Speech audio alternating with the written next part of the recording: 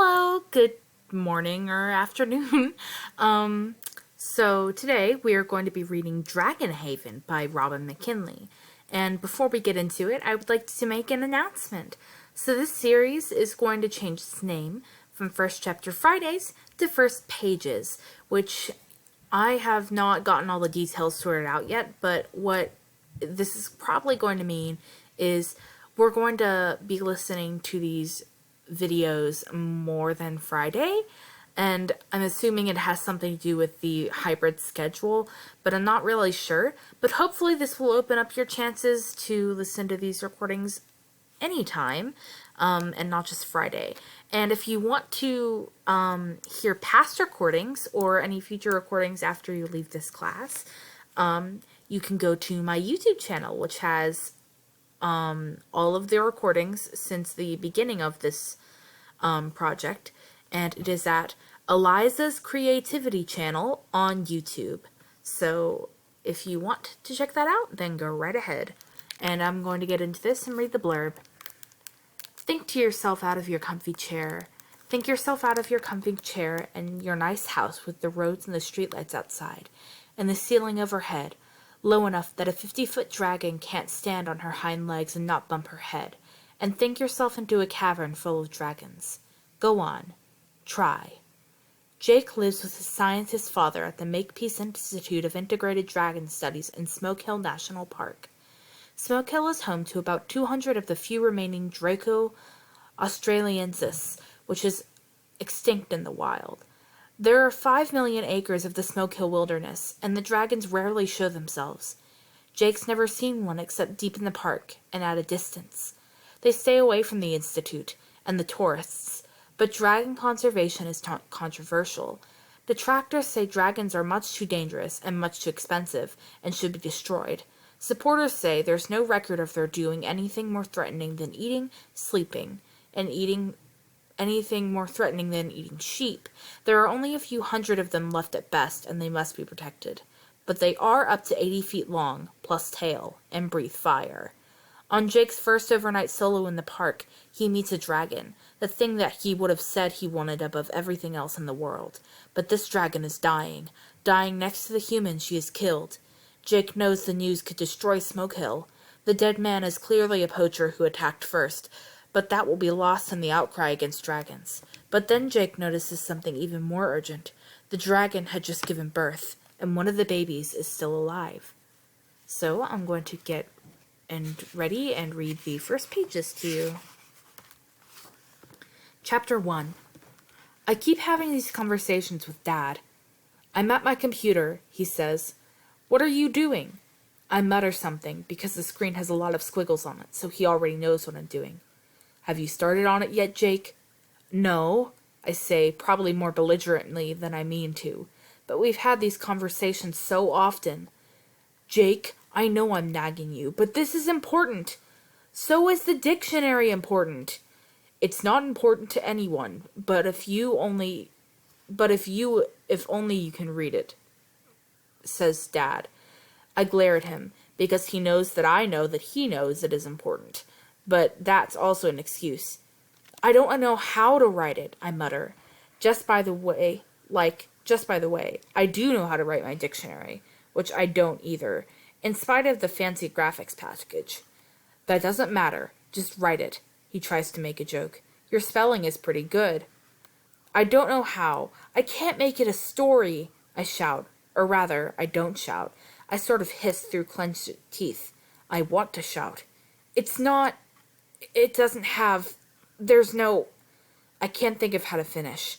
I can't think how to begin. It doesn't have to be a story. Doesn't have to be anything. Just put down what happened. Don't call it anything. Yeah, right. Make pizza without tomato sauce and mozzarella. Just don't call it pizza, and you'll be fine. What's the use of pizza without tomato sauce and mozzarella? Like Alice said before she saw the White Rabbit, what's the use of a book without pictures or conversations?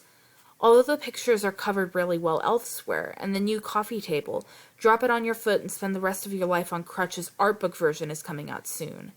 Text, I have to say, by some chucklehead sensitive type. Yuck.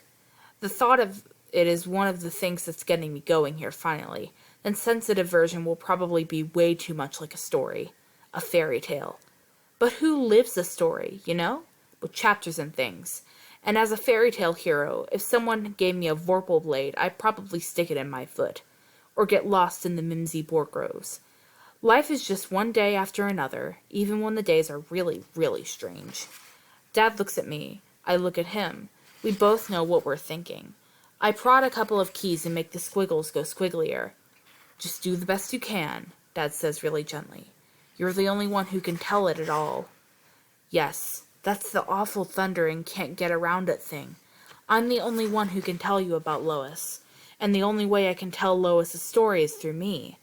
I feel like starting by saying, I'm not a crazed egomaniac. Really, I'm not. I'm just a crazed Loisiac. Joke, sort of. But that's not the only freaking hard work of trying to write it out all coherently that's stopping me right now. I don't want to go back there.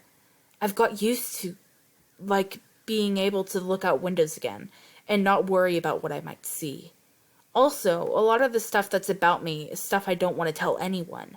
It's also a lot about Dad and me, and I don't want to tell those parts either, down on paper and everything, where he can read them, which he will.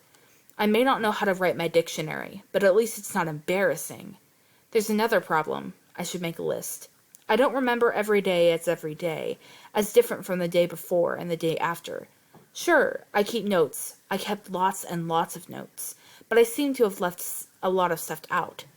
All the connecting bits, all the conversations, all the sane bits, if there were any sane bits.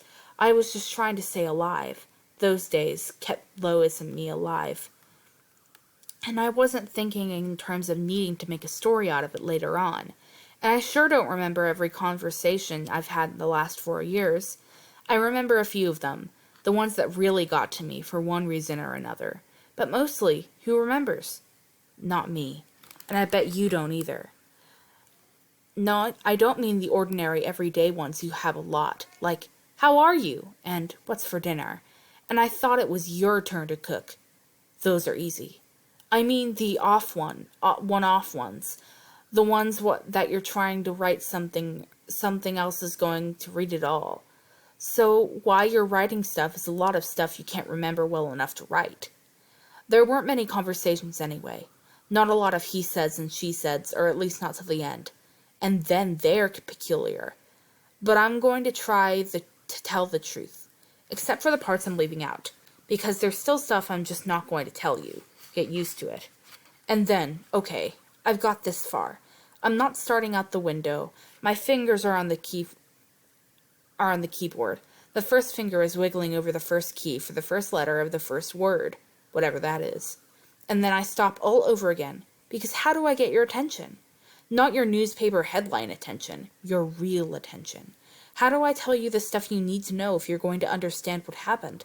Because there's really no point if I'm not trying to make you understand a little. And just by the way, who are you? Dad and Martha said there are a lot of people. A lot of you is going to be easier to think of you as you? Or is it going to be weird? Is it going to weird me out even more?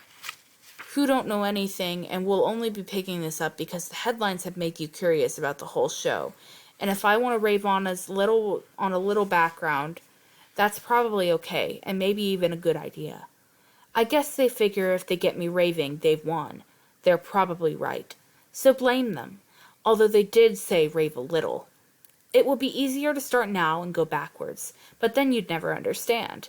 I'm going to have to start all those years ago, and I don't know how to feel like I felt before Lois, or how to get back there to tell the story, the way it happened, so maybe you'll understand. At all. A little. Mom should be here, reading this and saying things like, Lois and I, dear, not me and Lois, and telling me when it's whom and not who, but she isn't. Mom is one of the reasons I don't want to write any of this. I keep wondering, would it have happened at all? Would Lois have happened if Mom was still here? If I hadn't been the right kind of nutcase, was being a nutcase necessary? Eventually I thought about Eleanor. She never worries about getting anybody's attention, and that eventually would really annoy her.